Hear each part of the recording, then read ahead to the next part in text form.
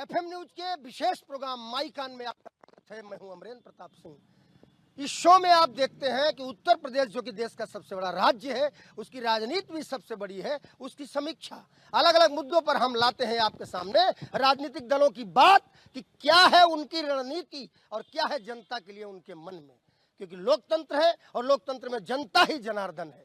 तो आज का मुद्दा है राजनीति, हमेशा की तरह, और ये राजनीति है पीडीए बनाम राष्ट्रवाद की राजनीति।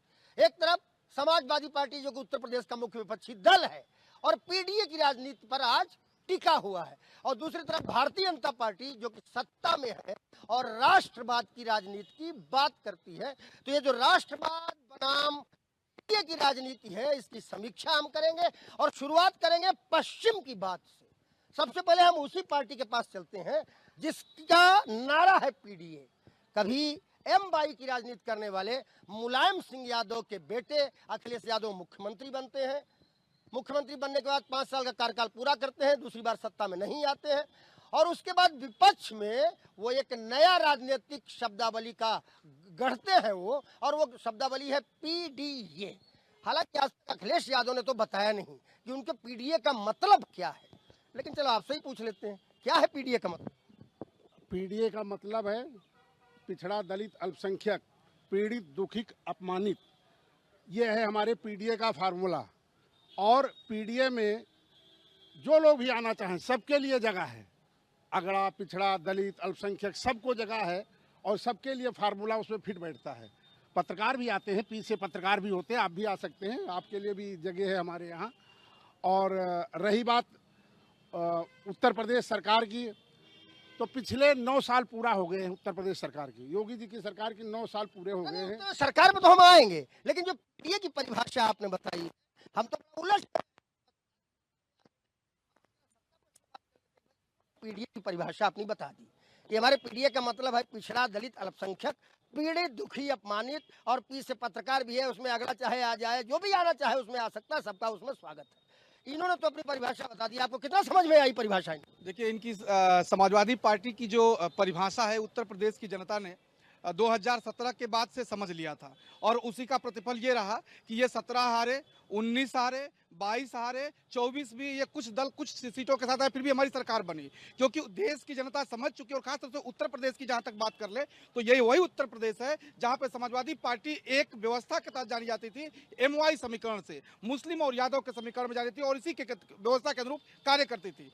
परंतु इस समीकरण को उत्तर प्रदेश की जनता ने तोड़ दिया।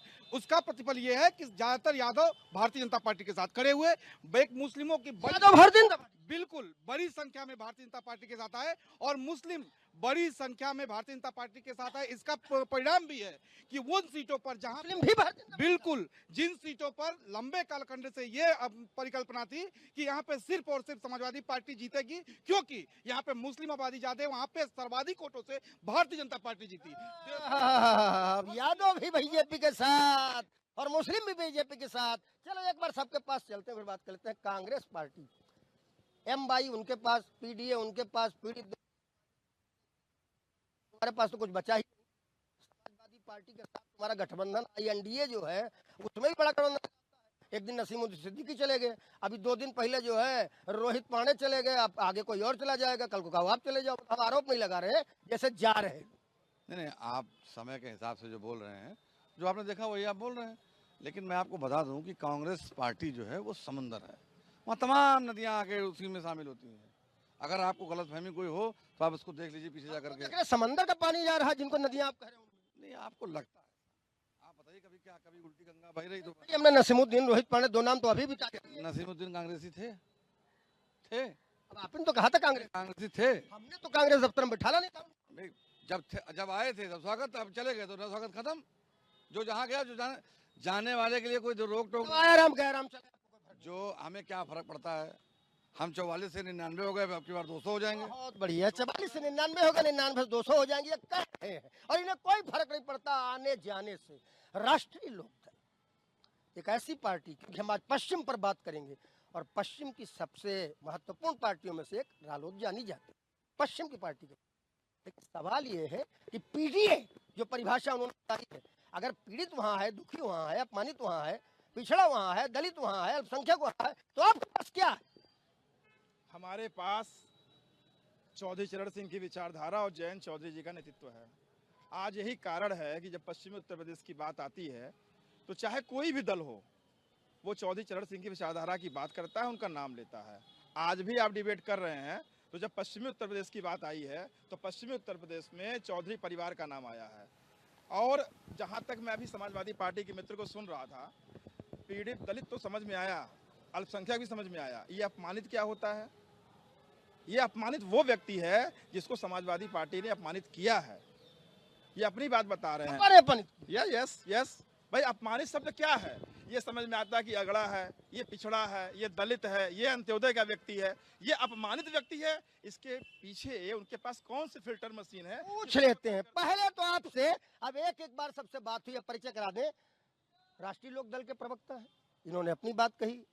हमारे साथ कांग्रेस प्रवक्ता है शैलेंद्र तिवारी जी ने अपनी बात कही। रविंद्र सिंह पटेल जी राष्ट्रीय लोक दल के प्रवक्ता, शैलेंद्र तिवारी कांग्रेस के प्रवक्ता, कृष्ण मोहन पांडे भारतीय जनता पार्टी के प्रवक्ता, और समाजवादी पार्टी की लाल टोपी तो आपने पहचान ली होगी, अशोक गुप्ता। अशोक गुप्ता जी, उनका सवाल लेके मैं आपके पास आया हूं, और जवाब सीधा सीधा देना, ज्यादा घुमाना नहीं। कि आपके पीडीएम तो सब आ गए, पत्रकार भी आ गए, पीडीएम में आ गए होंगे, लेकिन अब ये बता दो, उन्होंने जो कहा कि अपमानित कौन है? लोक दल को बहुत अच्छी तरीके से पता है कि जब हाथरस के कांड हुआ था तब किसने किसको अपमानित किया था लाठीचार्ज से, ये उनको खुद अच्छी तरीके से पता है। अब इसमें बताने की जरूरत नहीं हो, आप लोगों को भी पता है, यहाँ जो जनता जनार्दन बैठी उनको भी पता है। और उसकी आवाज जब इनके राष्ट्रीय अध्यक्ष के ऊपर लाठियां चली, एक दुखी पीड़ित महिला बेटी के घर गए थे जिसके साथ बलात्कार हुआ था, हत्या हुई उसकी, उसको आधी रात में जला दिया गया, तब किसके साथ अत्याचार हुआ था? राजनीति में लाठी खाना तो राजनेता का धर्म बताया जाए। नहीं, अभी हमारे साथी कह रहे थे कि मतलब अपमानित कौन हुआ, तो वहां पे अपमानित कौन हुआ था? और तब आवाज हमारे राष्ट्रीय अध्यक्ष श्री अखिलेश यादव जी ने उठाया, उनके साथ खड़े हुए कंधे में कंधा मिला करके। और आज वही दल बदलू लोग कल यहाँ थे और आज वहाँ पहुँच गए, और उनकी भाषा भारतीय जनता पार्टी की हो गई है। तो तुम भी तो बहुत लाते, स्वामी प्रसाद मौर्य को लाए, दारा सिंह चौहान को लाए, कभी इनको लाए, कभी उनको लाए, अभी नसीमुद्दीन को लाए, रोहित पांडे को लाए। तुम्हारे पास भी तो अपने पास नेता नहीं, बाहर से ले लेके आ रहे हो। नहीं, ऐसा है, ये समाजवादी पार्टी हर जिले में एक अपराधी था, जो अपराध करेगा समाजवादी पार्टी और अखिलेश जी के संपर्क में आएगा, वो धुल जाएगा। और ये वही लोग हैं, इनके पास तो एक आईटी सेक्टर था, इनकम फ्रॉम टेरर, कट्टा दिखाओ और पैसा वसूलो। IT sector, income from terror, कट्टा दिखाओ पैसा।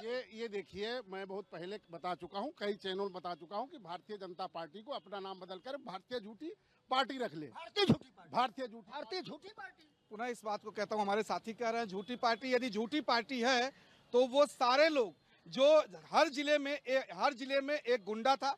जैसे आप मऊ जिले में जाएंगे तो मुख्तार अंसारी, गाजीपुर में मुख्तार अंसारी, बनारस में जाएंगे तो इनके एक बड़े मनोज राय धूपचंडी, आप इलाहाबाद में जाएंगे तो अतीक अंसारी। हर जिले में, जिस जिले में जाइए, समाजवादी पार्टी का एक गुंडा हुआ करता था। हर जिले में एक गुंडा। अरे टेनी महाराज किसके में है? टेनी महाराज समाजवादी पार्टी क्या गुंडे? नहीं, टेनी महाराज क्या समाज? किसानों के ऊपर किसने गाड़ी चढ़ाई? किसानों के ऊपर किसकी सरकार में चढ़ी? किसने चढ़ाया? बताइए, क्या हुआ टेनी महाराज? बताइए, देश के मंत्री थे टेनी महाराज, सांसद थे, और उनका जो हाल जनता ने किया है लखीमपुर में, इस बार 2027 में इनका भी हाल करेगी। 2027 ये टेनी जी की चर्चा कर रहे हैं कि उनके बेटे ने थार चढ़ा दिया। हाँ, थार चढ़ाई, इस बात को ठीक बात है, परंतु तुरंत एफआईआर हुए, जेल भेजे गए। परंतु इन्हीं की सरकार में गाजीपुर की अमिता मिश्रा नाम की बिटिया के साथ रेप हुआ, और जो रफीस था वो आके अखिलेश जी के साथ, उनके साथ हाथों को अगल भैया कर रहा था। एफआईआर छोड़ दीजिए, उससे कोई कुछ किया नहीं गया, और आज तक उस पर कुछ। तो इनके साथ कांग्रेस है। साहब, कांग्रेस वही कांग्रेस है। कांग्रेस तो देश की सबसे पुरानी पार्टी। मैं एक छोटा सा उदाहरण दूंगा, 10 सेकंड मुझे दीजिएगा। कांग्रेस पार्टी जब देश में सत्ता में थी तो जितने भी क्षेत्रीय दलों का उभार हुआ, वो समाजवादी पार्टी रही हो, बसपा रही हो, आरएलडी रही हो, जितने भी क्षेत्रीय दलों का उभार हुआ, इन सारे दलों ने ये कहा कि कांग्रेस पार्टी हमारे क्षेत्रीयता का, हमारे जातीयता का, हमारे व्यवस्था का सम्मान नहीं करती है, इसलिए कांग्रेस अलग हो गए। और कांग्रेस कहती थी कि ये जातीय दल है, ये क्षेत्रीय दल है, ये अपने कार्य के लिए, निजी कार्य को सिद्ध करने के लिए पार्टी बनाए हुए हैं। इसका प्रतिफल ये रहा कि कांग्रेस पार्टी ने जितने क्षेत्रीय दल थे, वो मुलायम सिंह यादव रहे हो, वो लालू यादव रहे हो, सब पर मुकदमे करवाई और उनको जेल भेजी। अब तो साथ है। अब साथ इसलिए आए क्योंकि इनकी सत्ता में न ये सत्ता में रहे, न वो सत्ता में रहे, देश की जनता सत्ता के लिए साथ है। बिल्कुल सत्ता के सत्ता के लिए साथ है। सवाल है इनका, हमारा नहीं। बहुत जल्दी बता देना, सत्ता के लिए सबके साथ चले जाते हो और पैसे बताते हो छोटी पार्टी, वैसे बताते हो। देखिए एक बात समझिए, अब भारतीय जनता पार्टी के लोग ये तो कहेंगे नहीं कि ये लोग संत हैं, वो कहेंगे तो यही। लेकिन आप बताइए, बीएचयू में आईटी सेल के लोगों ने छात्रा के साथ बलात्कार किया, ये राष्ट्रवाद में आता है या समाजवाद में आता है या किस में आता है? राष्ट्रवाद में ही तो आता है, क्योंकि राष्ट्रवाद की सरकार है, डबल इंजन की सरकार है। वहाँ क्या हुआ उन लोगों के साथ आज तक उनके? और हम तो बीएचयू ले जाते हैं, लेकिन भैया मामला तो हम पूछ रहे थे, तुम सपा के साथ हो, उस पर तो कुछ बता दो। हम उस पर बताएंगे, उसकी बता दो। हम सुनिए, पहले जो चीज चल रही है उस पर ही बताएंगे, आपका सवाल का जवाब भी देंगे। आप आईटी सेल की बात कर रहे थे, उस पर रेप पे क्या हुआ पता नहीं। अभी लखनऊ में जो घटना ठाकुरगंज में हुई वो भी आपको जानकारी में, बलात्कार पे। उनके आईटी कहने का मतलब था इनकम फ्रॉम टेरर। हमारा भी आईटी कहने का मतलब यही है, जो इनकम का टेरर बना रखा है, जो आम आदमी की इनकम खींच करके बड़ों को दे रहे हैं, हम भी वही आईटी किसको दे रहे हैं? अरे सबको दे रहे हैं, किस कौन बचा? किस मामले में मोनोपोली नहीं है? दे रहे हो तो तुमको भी तो मिलती है, हमको भी तो मिलती है। बड़े लोगों को। आप बड़े नहीं हैं, अगर आप मानते हैं तो अलग बात है, फिर आपको भी मिल रहा होगा।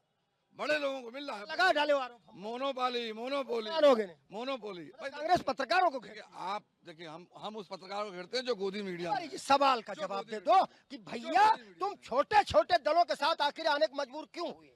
हम कभी भी मजबूरी वाला काम किए नहीं, हमेशा हमारी छोटे दलों के साथ दोस्ती रही है, शुरू से आखिर तक। कांग्रेस हमेशा मिडिल ईस्ट रही है, कांग्रेस ने दोनों सबको संभाला है, पूरा देश चलाया है। कांग्रेस कभी किसी गुलामी नहीं करती थी। छोटे दल तो बने ही आपके थी, ऐसा बताते हैं। एक बात समझिए, मैं आपके पास आता हूँ, आपका जवाब सही है, लेकिन सही ठहराने के लिए बगल वालों से मदद लेनी पड़ेगी।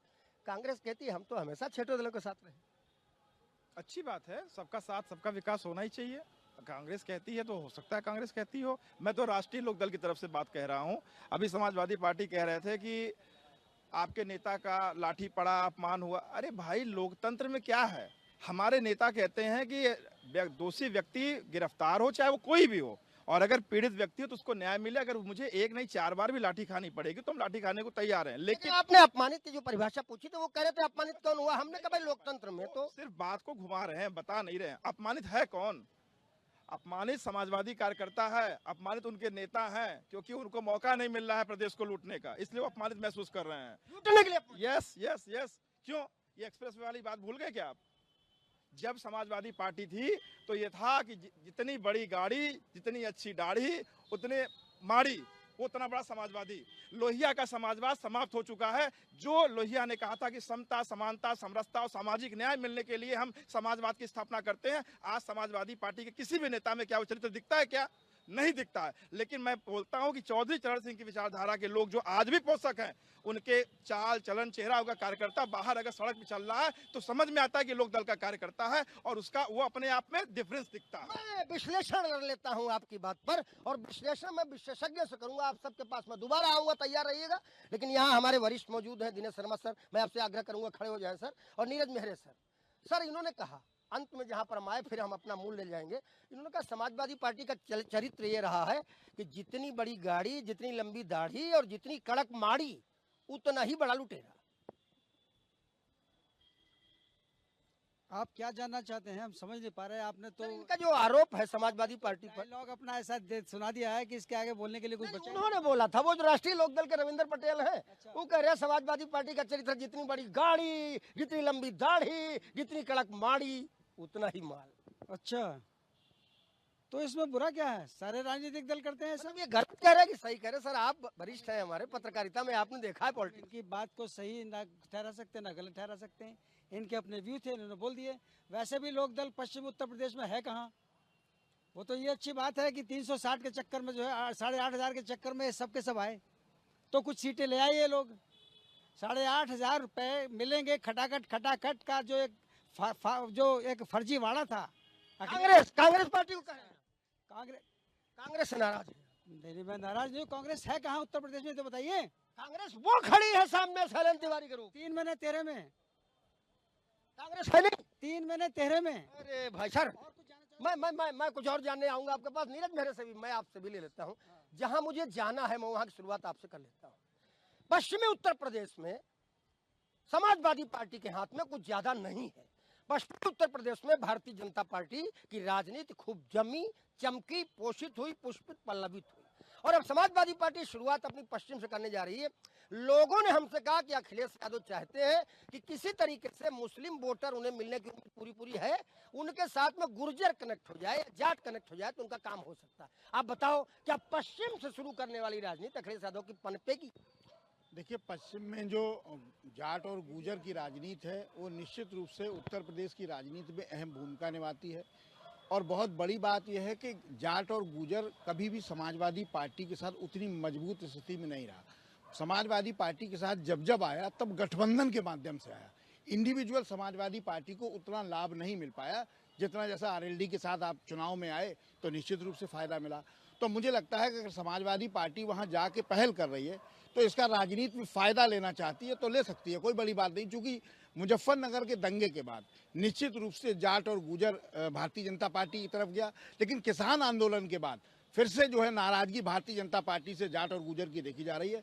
समाजवादी पार्टी निश्चित रूप से इसका फायदा उठा सकती है अगर मजबूत तरीके से गई और राजनीति वहां करी। ठीक है, राजकुमार भाटी एक नेता है, प्रवक्ता है समाजवादी पार्टी के, वो एक रैली आयोजित कर रहे हैं, एक बहुत बड़ी रैली। वो कह रहे हैं 50 से 60 हजार लोग आएंगे, जहां से अखिलेश यादव 2027 का आगाज करेंगे। और वो कह रहे हैं कि इस बार बड़े नेता, कुछ मलिक नेता, कुछ भाटी नेता, समाजवादी। आपको मैं पीडीए का एक चेहरा दिखाता हूँ, जरा कैमरा करीब लाइए आप। दिखा दो ये क्या है? ये काशी राम जी के सामने मुलायम सिंह यादव गिड़गिड़ा रहे हैं। देखिए आप। ये सर, हम इसमें गिड़ाना कैसे जाने? हम इसलिए जानेंगे क्योंकि चेहरा फोटो अपना बोल रहा, हम तो नहीं कह रहे। फोटो में क्या बोल रहा है भाई? दोनों फोटो में देखिए कैसे बैठे हैं काशी राम जी, किस अंदाज में बैठे। राजनीति बता दीजिए सर। पश्चिम की राजनीति में पहली बात तो ये है कि अब की जो स्थिति है, जो लोकदल की है या जो कांग्रेस की है, जो कुछ है, या जो 2027 की बात कर रहे हैं, तो अखिलेश यादव के साथ दलित समाज किसी कीमत पर नहीं आएगा। किसी कीमत पर नहीं आएगा। पत्रकार का विश्लेषण है, और बुरा मत मानिएगा, पत्रकार जो भी बात कहता है उसकी अपनी कोई बात नहीं होती। पत्रकार राजनीतिक लोगों को पढ़ते हैं, राजनीतिक लोगों को घेरते हैं, उनको सुनते हैं। क्या हो, तुमको लगता है दादरी में रैली करने के बाद पश्चिम में तुम कुछ उखाड़ोगे? देखिए, 2024 में हमने सबसे ज़्यादा वहाँ सीट जीती है। 8 सीट हमारी पश्चिम में आई थी, और इसी के बदौलत हम आज देश की तीसरी और प्रदेश की पहली पार्टी बने हैं इंडिया गठबंधन के साथ। तो जनता, पीड़ित, पिछड़ा, दलित, अल्पसंख्यक, पीड़ित, दुखी सब हमारे साथ है। गुर्जर समाज हमारे साथ है, जाट हमारे साथ है, सारे जात के लोग, सभी लोग, गरीब, मजदूर, किसान, सब हमारे साथ सब है। तुम्हारे साथ हो, इनके साथ कौन? इनके साथ है 5 चीज है, इनके साथ वो ईवीएम है। अच्छा, ईवीएम है। हाँ, ना, मामला तो बहुत बड़ा हो गया।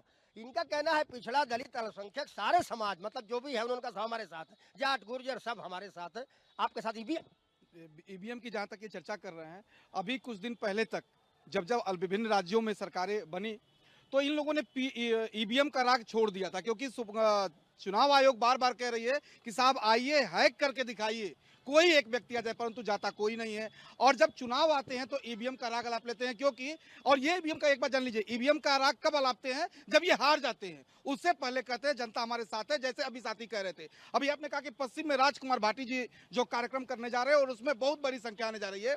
अभी हमारे साथी कह रहे थे कि पीडी अर्थात उसमें अगड़ा भी है। चाहते चुनाव तक जनता इनके साथ और बाद में ईवीएम आपके साथ। बिल्कुल, ये जो कह रहे हैं ये हमारे साथी, ये कह रहे थे कि राजकुमार भाटी जो है लेके बड़ी संख्या आएंगे और अगड़ा भी इनके साथ है, इनका कहना है। और वही राजकुमार भाटी मंच से खुलेआम कहते हैं कि इस देश में सर्वाधिक किसी ने लूटा है तो ब्राह्मणों ने लूटा है, सर्वाधिक अपमान कोई करता है तो ब्राह्मणों का राजकुमार भाटी करते हैं। और वही राजकुमार भाटी जब अगड़ा की बात करेंगे, हमारे साथी कर रहे हैं, तो ये वोट अगड़ा का किनके साथ जाएगा ये बाकी लोग तय। अशोक गुप्ता बताओ भाई, एक तरफ तुम कहते हो भाई हमारे साथ ब्राह्मण है, और एक तरफ कहते हो ब्राह्मणों सबसे लूटा। राज्य में ब्राह्मणों के साथ क्या हुआ?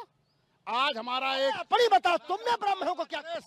हमने ब्राह्मणों के साथ जनेश्वर मिश्रा पार्क, कौन आज जितने लोहिया पार्क देख लीजिए, जनेश्वर मिश्रा पार्क देख लीजिए और JPNIC देख लीजिए, सब अगड़ों के नाम समाजवादी ने किया है। बताइए, किसी दलित के सब अगड़े के भले वोट खिसक जाएगा तुम्हारा, ऐसा बोलो। कैसे खिसक जाए? सब हमारे साथ है, खिसक कैसे जाएगा? तुम्हारे साथ है तो इनके साथ कौन? इनके साथ तो शंकराचार्य नहीं है, गौ माता के रक्षक नहीं है इनके साथ। गौ और गंगा के नाम पे सरकार बनाए थे। शंकराचार्य पे अलग मसला आ जाता है। मैं आऊंगा आपके पास, मैं आऊंगा आपके पास।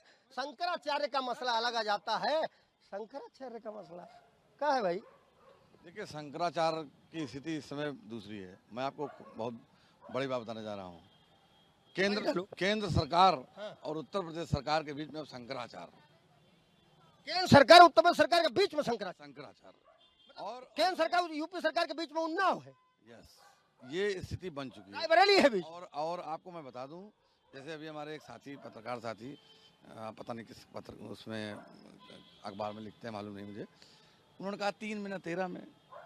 वो शक्ति जिसको ये 3 में 13 में नहीं बता रहे हैं, उसने प्रधानमंत्री के लोकसभा स्पीकर को ये कहने पर मजबूर कर दिया कि उनको खतरा है, भारत के प्रधानमंत्री को एलओपी से खतरा है। तो शायद ये कह रहे होंगे कि यहाँ तुम्हारी 2 सीट है, यहाँ तुम्हारी हमारे सुनिए तो 44 से तुम्हारी पहुंच गई 400, हम जो है 2 से 200 नहीं पहुंच सकते। कभी 2 ये भी थे। हाँ, फिर ये नए मुल्ला है ना, प्याज ज्यादा खाएंगे, मांग ज्यादा लगाएंगे, बात समझिए। इन लोग अभी नए कैसे 3 सरकार बना चुके हैं मोदी जी, तीसरे बार प्रधानमंत्री। देखिए, नहीं हम उनकी बात कर रहे हैं। सरकार और व्यवस्था 2 अलग अलग चीजें हैं। आप एक बात समझिए, मैंने अभी आपसे क्या कहा, कुछ ठोस बात कहिए, समझ में। क्यों ठोस बात समझ में नहीं? पश्चिम में क्या उखाड़ेंगे आप बताइए। देखिए, पश्चिम में आपको मैं बता दूं, पश्चिम की आरएलडी और बीजेपी के गठबंधन से टक्कर होगी आपकी। मैं बता दे रहा हूँ, पश्चिम में इस बार सिंहासन जो सबका साथ सबका विकास बोलने वाले लोग ले जाकर के अमेरिका का विकास कर रहे हैं, उनका सिंहासन उखड़ जाएगा, उनके पास कुछ नहीं बचेगा, ये लिख के ले लिया। कांग्रेस पार्टी का भी हम बड़ा सम्मान करते हैं, हम तो सब पार्टियों का सम्मान करते, करना ही पड़ता,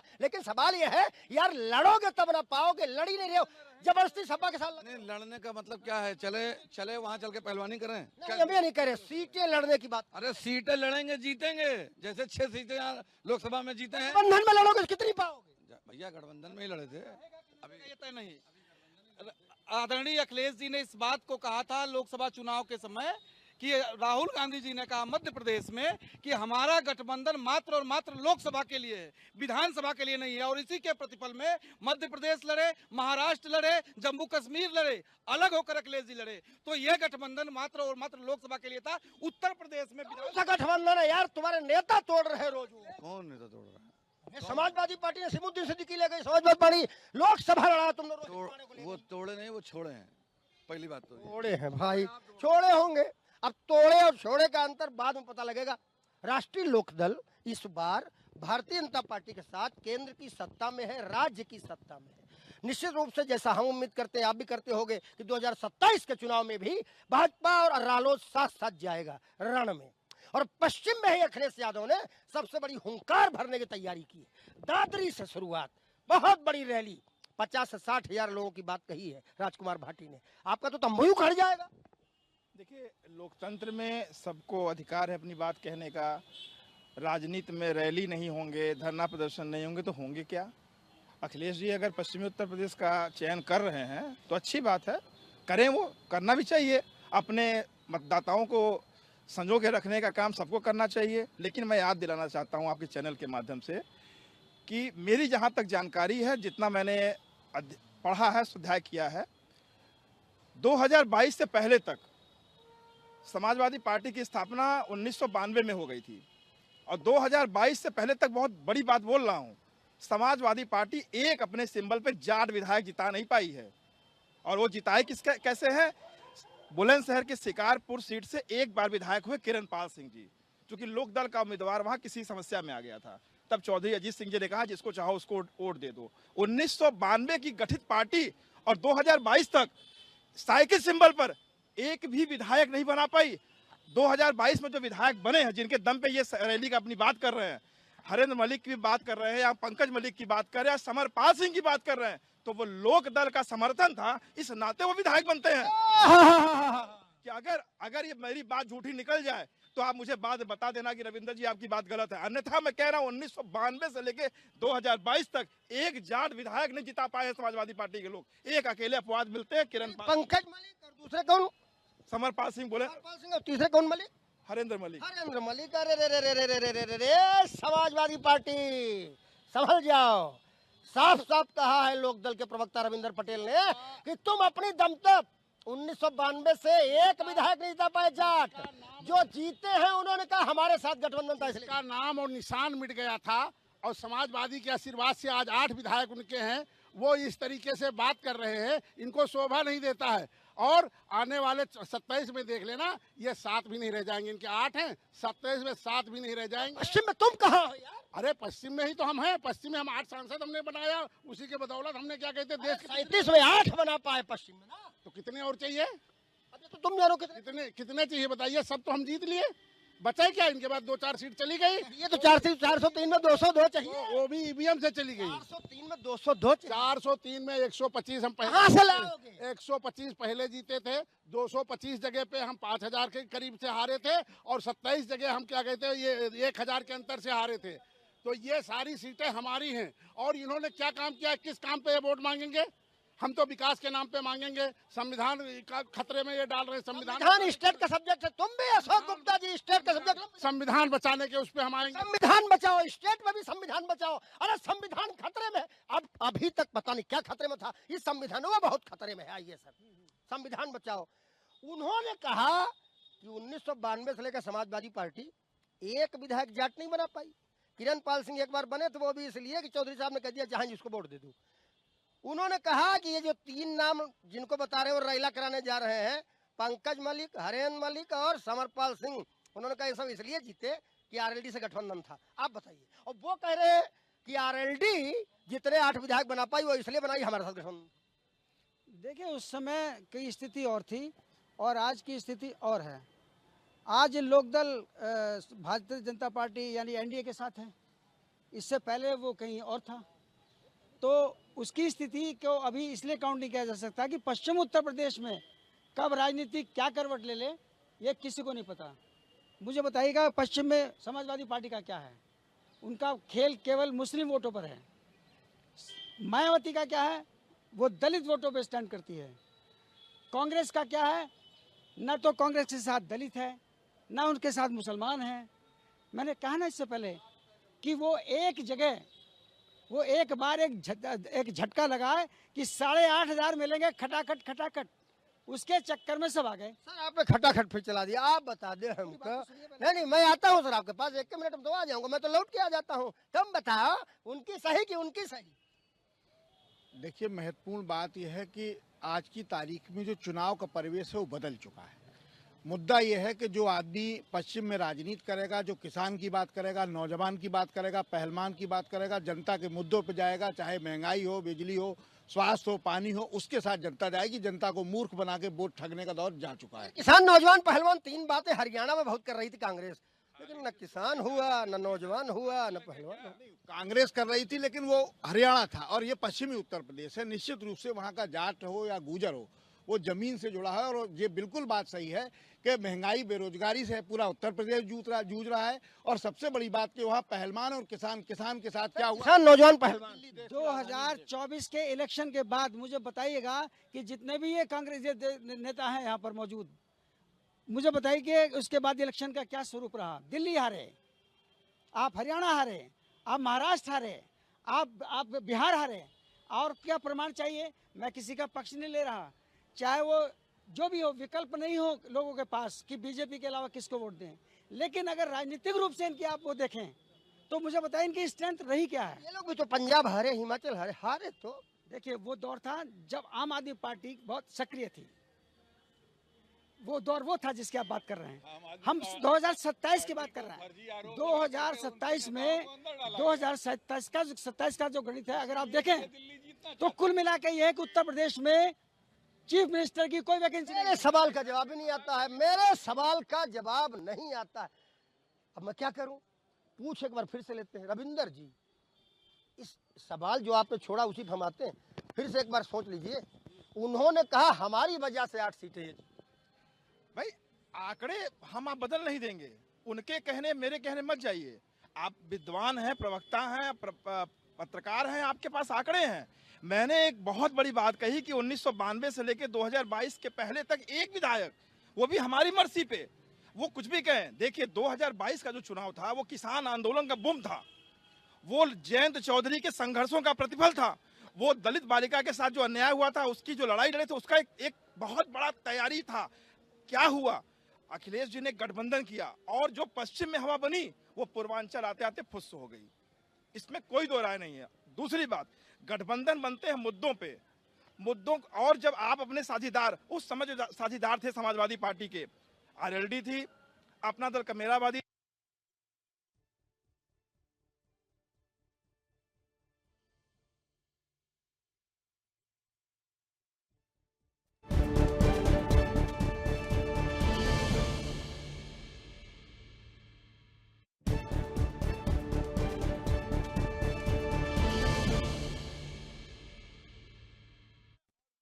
एक 38 पार्टियों के साथ केंद्र में और प्रदेश में 4 पार्टियों के साथ सरकार सकुशल चला रहे हैं। पूछ लेते हैं आपके सवाल पर।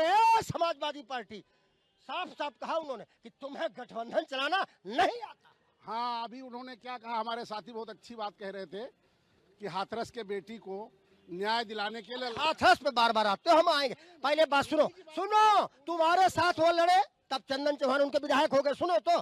फिर चंदन चौहान ने इस्तीफा दिया, सांसद ही लड़े, वो भी जीत गए। और उस चंदन चौहान के सीट पर आरएलडी फिर वहां जीती। यार वो तो लगातार जीत रहे हैं, तुम कैसे तुम्हारे दम से जीते? अरे पहले उनकी बात का जवाब हमें देने दीजिए, फिर आपकी बात का भी जवाब। 2 सीटें लोकसभा में मिली थी उनको, दोनों जीते हो। नहीं, मैं अभी आपकी बात बताता हूँ। पहले जयंत चौधरी जी की बात है, वो गए थे लड़ने बेटी की लड़ाई, और लड़ते लड़ते वही। हमारे पास एक बात कहने को है जैन, अरे राजनीति में नेताओं का काम है संघर्ष। लड़ते लड़ते वही रह गए। न्याय तो न्याय रह ही गया, दलित को न्याय नहीं मिला और वहीं रह गए, वहीं साठगांठ हो गया। तुम्हें गठबंधन चलाना नहीं आता, तुम हर बार नए लेते ले आते हो। नहीं तो क्या समाजवादी पार्टी कहाँ तुम्हारे साथ, भाजपा कहाँ तुम्हारे साथ, चंदन चौहान कहाँ तुम्हारे जो हमारे विचारों से, बसपा कहाँ तुम्हारे साथ, हमारे साथ कांग्रेस तोड़ रहे हो, हमें लग रहा रहेगी नहीं तुम्हारे साथ। बसपा को तो हम प्रधानमंत्री बनाना चाहते थे। प्रधानमंत्री बहुजन भारतीय जनता पार्टी बसपा को ये प्रधानमंत्री बनाना चाहिए। बिल्कुल, ये बसपा को प्रधानमंत्री इसलिए बनाना चाहते हैं क्योंकि इन्होंने जो सम्मान बहन कुमारी मायावती जी को दिया है वो पूरा प्रदेश जानता है। कांसी राम जी को जो सम्मान इन्होंने दिया वो पूरा प्रदेश जानता है। और हाँ, ये एनसीआरबी का डाटा कहता है कि जब जब समाजवादी पार्टी की सरकार बनती है तो सर्वाधिक दलित उत्पीड़न कहीं होता है तो समाजवादी पार्टी की सरकार में होता है। तो दलितों को जो सम्मान ये देते हैं इसलिए प्रधानमंत्री बनाना चाहते हैं। दलित इनको जानता है कि इस बहन जी के साथ, कांसी राम जी के साथ कटार है, सुनना सीखो गुप्ता जी। पता नहीं कहाँ से एनसीबीआर का वो डाटा, हाँ, उसका डाटा है झूठ। मैंने पहले बताया था, झूठी पार्टी, कालनेमी पार्टी।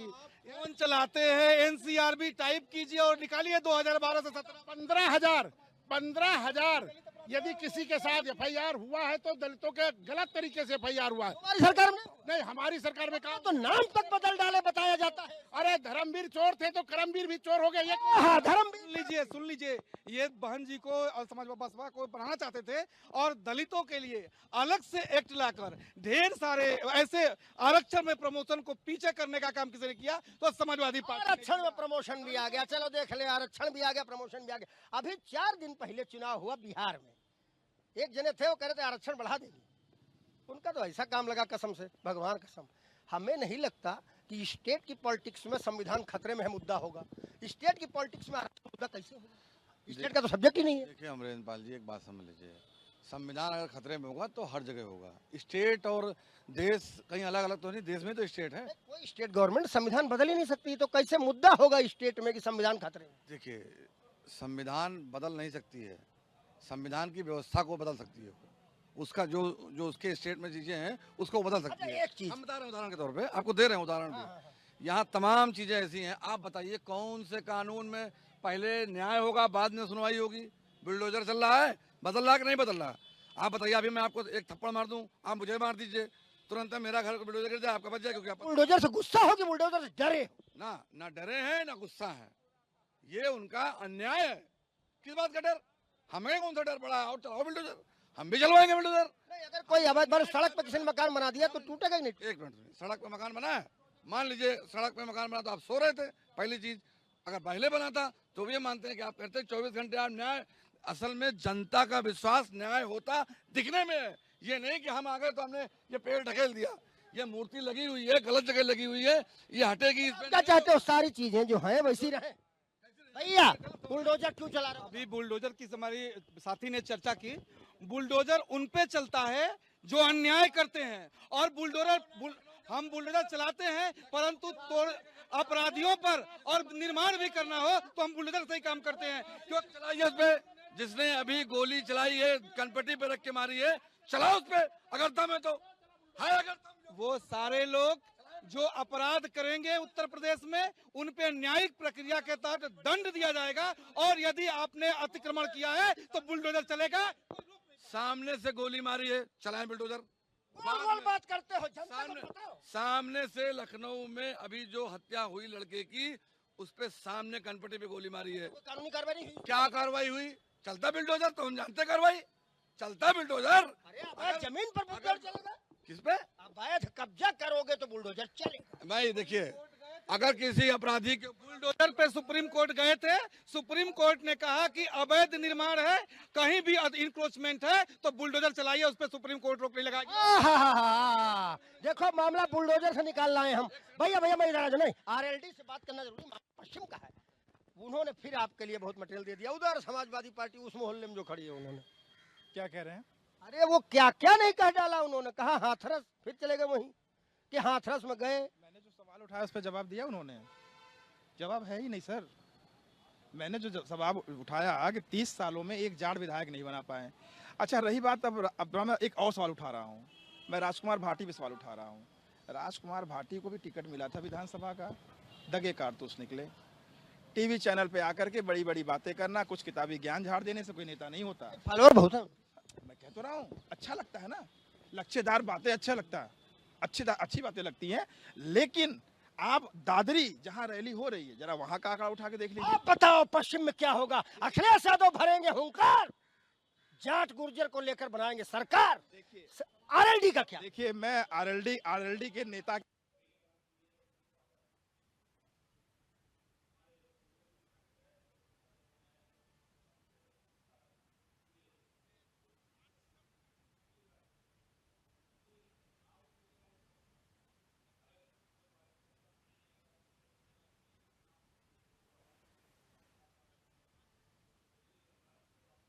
बात कर ली। उससे पहले उनके फादर स्वर्गीय संजय चौहान जी सांसद रहे बिजनौर से।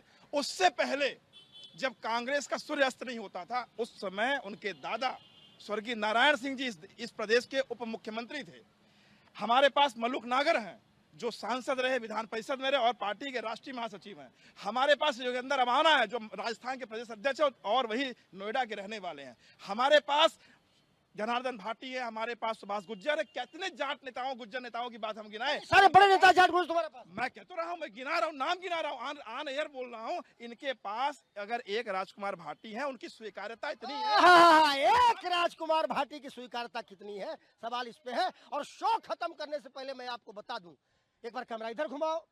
ये सभी मेहमानों ने अपनी बात कही, हमने अपने सवाल पूछे, इन्होंने अपने जवाब दिए। हमारा अपना सवाल, इनका अपना जवाब। अब इस जवाब को आप देखो कि इन्होंने सही बताया या गलत बताया। वो समाजवादी पार्टी और आरएलडी एक साथ भी रहे थोड़े दिन, लेकिन कोई तो वजह थी कि ये साथ बहुत दूर तक नहीं चल पाया। और क्या था भाजपा में जो आरएलडी को भाया। और आज अगर भारतीय जनता पार्टी और आरएलडी एक साथ है और समाजवादी पार्टी जाट और गुर्जर बेल्ट में जाकर के पहली रैली वहां से करके 27 की सरकार बनाने का सपना देखती है, तो ये सपना पूरा होगा या हवा हवाई साबित होगा? हम सवाल आप पर छोड़ते, दीजिए हमें कमेंट में जवाब, ताकि आप विश्लेषण करें किसी और मुद्दे का और लाए आपके पास पार्टियों की बात कि सच क्या है और झूठ क्या। नमस्कार।